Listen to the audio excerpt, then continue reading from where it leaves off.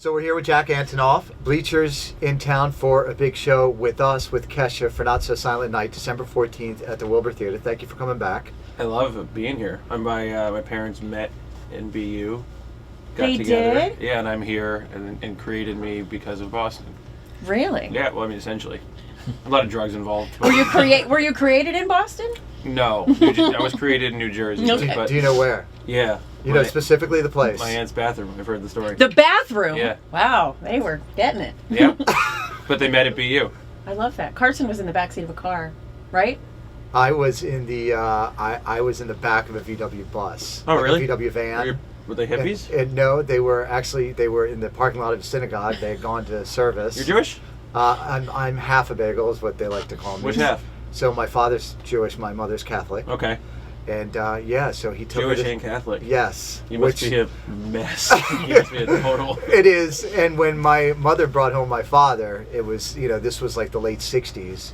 And they said, I think, some pretty horrible things to my mother about bringing, they were devout Catholics. My mother went to all-girls Catholic school. And then she brought home this, my mother's 6 foot tall, blonde hair, blue eyes. My father's like 5'8", Jewish guy. Yes. And then she got knocked up, so that really helped. Yes. So it's cool you got your mother's height. Yeah. You're not one of these Rick Moranis types like me. I never thought about that. You do favor Rick Moranis. So I understand on your tour right now, is it true the set is kind of a reimagination of your bedroom that you grew up in? Is that true? So I brought my childhood bedroom literally on tour. So it actually, the idea was I wanted people to be able to hear the album in the place where it was written. I was sitting in my bedroom in New Jersey. I don't live there anymore, but I wrote a lot in there. Lived there my whole life, and I thought like, oh man, if people can only hear it in here. And then I called my manager and kind of told him this insane idea, and one thing led to another, and we found this company that literally cut it out of my parents' house. A financially crippling idea, but very cool. Oh, so you didn't recreate it? No, I removed it and then Why bother if fixed you can just have the everything. real thing? You know what I mean? Which you get ideas and once they get stuck in your head, especially when it comes to releasing music. Right. Like when you get an idea where you really think something could be special, you sacrifice a lot of things to find a way. So your bed is in there, Everything. your linens, Everything. all the pictures. All the drawers are filled with. You can see Porn? it online. There's No. Porn? I don't know. Young men seems to be what's on the bedside table. I was just I feel like, but what's like? By the time I was interested in porn, the internet was up and raging. I see. So you grew up with internet porn. Not really, sort of. I grew up sort of half and I'm half. so sorry. It's like, that's my porn guy. Hold on. I'm so sorry. That's my porn His guy. wife was like, I heard you talking about porn. I grew up with.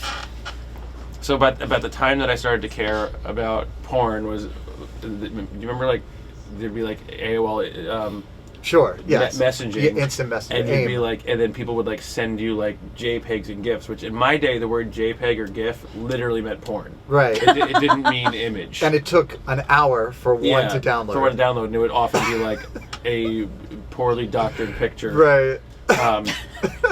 But I will say that it was very classic porn. Sure. It was like delivery guy scenarios, nurse scenarios. Like so, I feel like I'm at the tail end of like 80s porn. My I'm so porn- sorry. And you're the one that brought it up, by the way. I'm so sorry. Well, you have different generations of it, right? So it's like No, I stole my dad's Playboys. So yeah. Well, that what was mine. racy in the 60s was changed in the 70s, 80s, 90s, and obviously the stuff that is accessible today to kids is like rocket science compared to like stuff that an image of Jenny McCarthy with no shirt on, which is what I was raised on. Right. What the stuff that I saw when I was a kid was HBO Scrambled. Right. After like at night. Oh, and you would get Cinemax. like this. Right. Yeah. And so I would try. We had one of the first televisions I remember. It had the knob. So you would try and adjust the knob so that you would get the scrambling of the channel just to stop for a moment, and you might catch I remember a boob. like Angie Dickinson's boob or something. That was the extent of it. I feel like one experience that's a little bit lost is that nowadays, because kids can access anything on their phone, you don't have that group experience of the awkwardness of finding porn. Right. Where it's like you'd be at like your friend Ben's You guys, house. you guys. I gotta finish this thought. It's important. And there's like 6 other people there, and that Right. friend has like the cable package with like Cinemax or something, and you have to Right. sit there with everyone. That's a really destructive experience that people of my generation had. Any other thoughts on it? No. You want to move on? I'm gonna keep my porn to myself. Okay. That means it's weird porn. Self-care is the best care. Anyway. Let's talk a little bit about you working on the album with Taylor Swift. So you're done with porn. For the moment. I'm never done with porn. Okay. I'm married and have There's 3 kids. Last thing I'll say about it: there are some really great documentaries about porn on Netflix that have really changed my. Are you watching the movie, the TV show on Mindhunter. The No, Deuce. no, the Deuce? Absolutely wonderful. David Simon is probably. Well, I'm a huge Wire fan, Yes, as well as and a huge Treme fan, which I feel like didn't. I didn't like Tremaine. My wife loves it. She's actually finishing it right now. It took a while. Did you sit with it, or did you kind of? I did like 2 episodes, and I couldn't watch it. It takes a anymore. while. Are you interested in any of these? Or No, you I tried only to- care about porn. That's No, the only porn. I tried to watch The Wire like 4 times, and Okay. I just It wasn't enough It porn, was is not it? for me. You're like, everyone was just there wasn't clothed the enough whole naked time. guys or Yeah. girls, so yeah, no, I was out. No, but But I love the Deuce. the Deuce is fantastic. And I grew up. I'm way younger than the time period they're referencing, but I do remember being a kid, and right before Giuliani cleaned it up, because I grew up in New Jersey, we'd go into the city, a couple times a year, and Times Square was terrifying. It was seedy. It was like that. Like Right. there's like 5 sex shops per block. Like, But you'd walk there, you'd go like, let's go there. well, I just get like if we would Yeah, go yeah. into the city to see, I don't know, Annie Get Your Gun, my parents would park somewhere cheap, have to and walk we'd have through. to walk Uh-huh. through a couple avenues. I remember going on a school field trip, and it was like, we're not talking 50 years ago. This was not that long ago that it was very seedy until Giuliani cleaned it up. The New York down City there. transition in my lifetime has been even like downtown. Right. I mean, Brooklyn. I live in Brooklyn now. It's like some real bougie stuff. Like it used to be crazy. Okay, so back to Taylor Swift. Okay. What was it like working on this album versus the last album? You guys walk away from the last album, 1989, with a Grammy. I mean, just incredible success. But it feels like the tone of this one is completely different. What was it like to sit down and work on this album versus the last one? This one was more concentrated. The last one, the songs that we worked on in the last one, I had worked up some tracks and sent to her, and then she would send me vocals, and it was kind of this like, distant sort of like friends emailing and writing songs Right. over email process. And there was more producers on the last one, so it felt like there was a lot of hands on it. And then this one was way more concentrated. So there's like the songs I did, and then the songs Max and Schilbeck did, and she was extremely focused and specific on a vibe and a sound and A lot of things she wanted. snakes. Yeah, I mean, She knew what what she she was actually going. wanted to say. And so when we were in on those sessions, she would come over to my house and we would sit down, and she was just very clear on. I mean, that's what's so great about her artistry is that she's. I mean, look at her tours. Like, what other artist out there right now only plays their new album on tour? It's a pretty big deal, like to stay so current, where it's never a greatest hit show, where each time period is fully I defined. thought about that, really. Yeah, I mean that's what I one of the things I love and respect most about her is it's boiling in here. Yeah. This room. It has no temperature control. All of a sudden, while I was talking, I was like, No, I was "Am too. I unwell? No. You're good. You're having heat flashes. Did I talk about porn too much?" The building got a little hot. So for here's the your collar. chance, Kennedy. By the way, we're with Jack Antonoff from Bleachers. We talked a lot From New about Jersey. From New Jersey, Yeah. and he loves porn. So we talked a lot about when "Look What You Made Me Do" came out, and all of the hidden things. Oh, please. It So was so full this of is shade. the man that was right there during the process So, of well, writing all the right, song. you don't have to answer the question directly, obviously, if you don't want to. You certainly can if you want to. But so she came in and she said, I want to make this song about this person or about this thing that happened to me. Like, sort of, where was she at? Well, I mean, She like, voicemail, we're going to talk voicemail today. Like, what happened that way? I mean, I think that there's so many things that I mean, what's interesting about people in the public eye, it's like, she does an amazing job of taking all the things that we know about her and talking about it in an incredibly personal and poetic way. Right? So it's like, I mean, that's essentially the whole point about writing records, is to relate to people. And the more famous you get, how do you relate to people? And she does an amazing job of it. It's incredible. Yeah, so, I mean, that song, the one thing about that song is, like, to me, the biggest goal of that song was to take all these things that everyone thinks they can say about you because they heard rumors, right? Rumors or opinions, like Sure. if you imagine the world as like a big high school, to take all Which it that is. and just throw it back in people's faces. No, I mean, it's strong. I love that. It's There's strong, a lot of but- like camp to that to me, which is which thrills me. Yeah, it feels like a trolling to me a lot. I don't like the word trolling Why? because it references some weird stuff in modern society. I always see it more as like, I mean, I guess technically there is. Yeah, is it's the not word, in but a like, mean way. not in a mean way, you but know, there's it's just like, it's more like I get more of like a sticks and stones vibe from it. oh, I see what you're saying. It's like Yeah. oh, you want to say all that? Well, I'm gonna go sell a billion copies. I'll say it first. I'll address it in all these different ways in my music. But yeah, that's interesting. It's an interesting thing about it. You write a lot of music for a lot of other people. Taylor, Lord, you know. Do you like writing music with and for other people more than writing for yourself, or is it a completely different experience? It's different. There's writing for myself is very really like painful because it's so lonely, and the sound of Bleachers is so.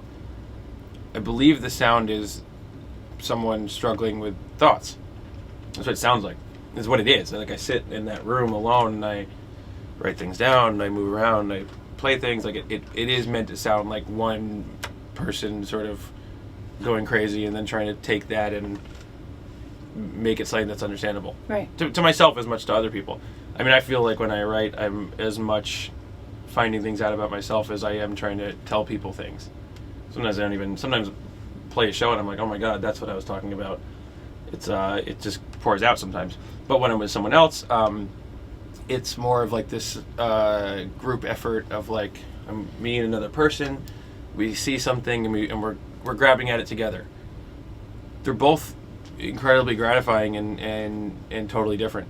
And I don't know what my life would look like without either one. Do you feel like you work faster when you're by yourself or when you're working collaboratively? Neither. No. The funny thing about writing songs, or the most frustrating thing, which I always try to tell people, that it's a powerless process.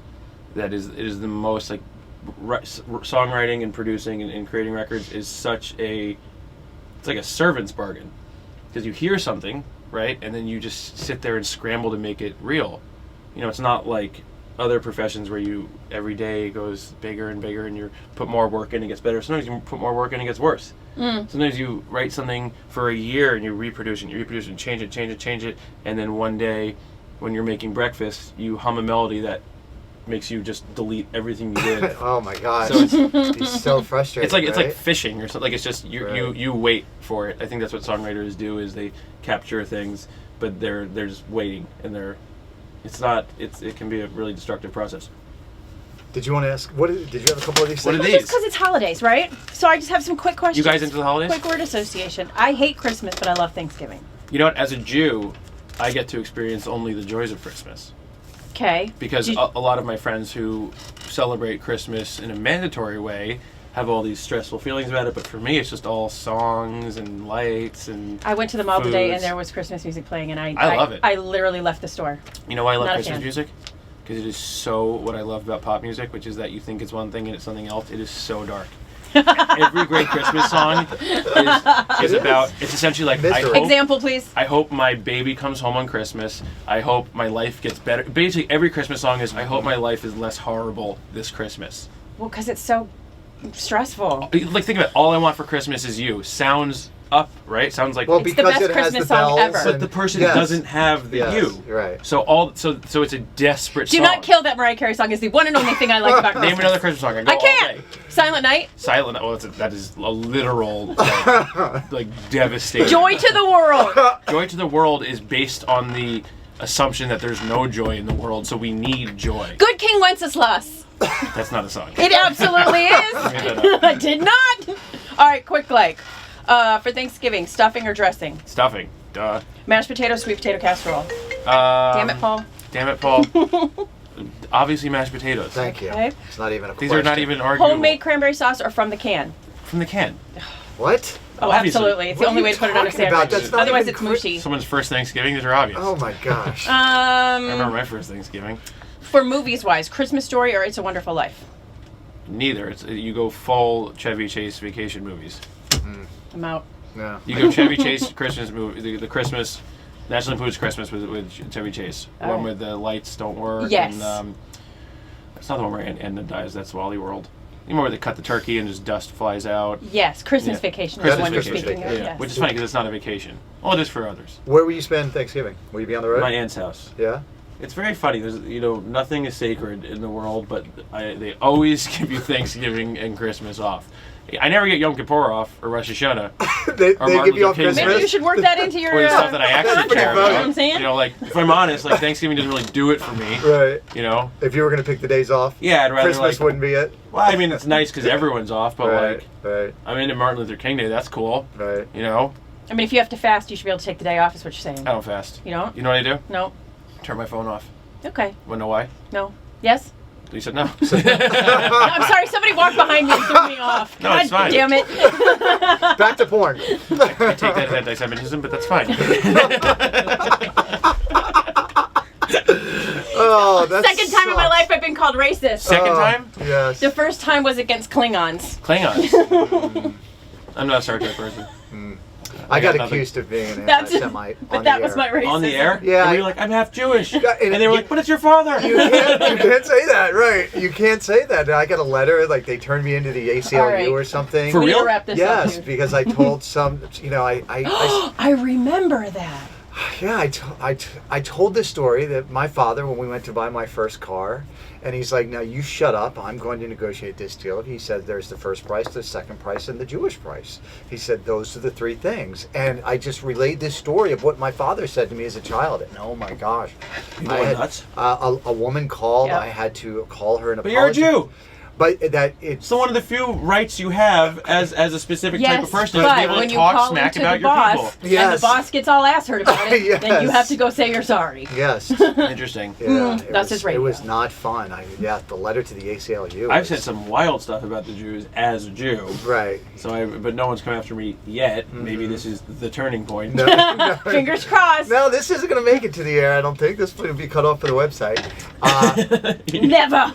Just quickly, thank you for coming in and doing our holiday show. We have Kesha, we have you, and we're also love doing Kesha. we're doing a big fundraiser as well. So we're collecting toys. We have this thing called 10,000 Toys for Girls and Boys. This is our 4th year doing it, and we finish up with this concert. The Marine Corps is going to be there collecting all of the toys. It's awesome. So thank you for coming in. It's a part of the whole thing. I'm and gonna it bring means some a lot. toys. We That- wish you would. That would be wonderful. fantastic. Yeah, a lot of toys. You could do Mensch on a Bench if you'd like. Is Have that you s- anti-Semitic? no, no. Have you seen Elf on the Shelf? No, what's Mensch on a bench? You haven't seen it? No, I don't know anything. Go look it up.